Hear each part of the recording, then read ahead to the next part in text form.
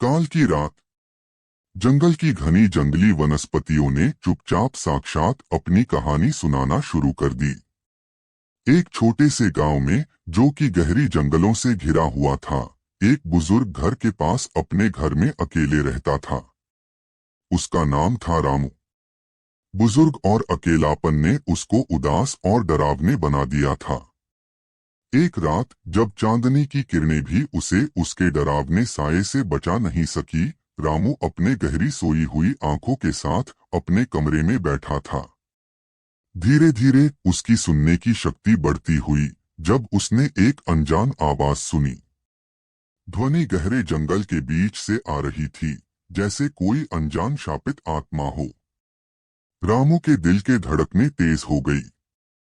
उसने धीरे धीरे अपने कदम बढ़ाते हुए ध्वनि की ओर बढ़ा और उसे उसके घर के पास चला गया।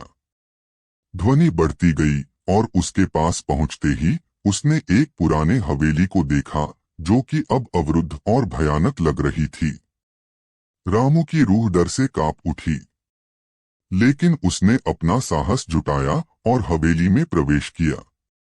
अंधेरे के बावजूद वह एक चमकीले कंधे के साथ अपने चरणों की ध्वनि सुनता है।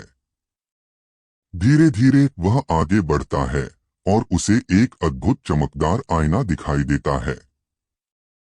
जब वह आईने के सामने पहुंचता है तो उसके सामने अपनी प्रतिबिंब के साथ एक रुख का भूत खड़ा होता है।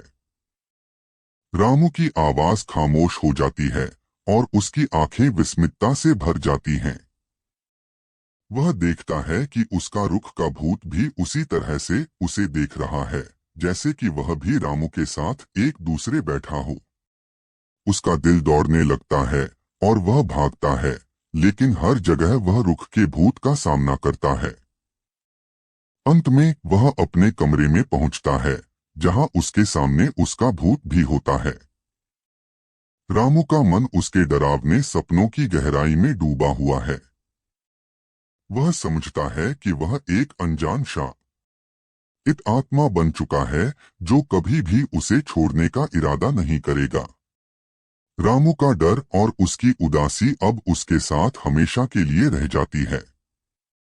उसकी आंखों में सदैव एक अनजान भय की चमक है और वह हमेशा अपने डर के साए में जीता है।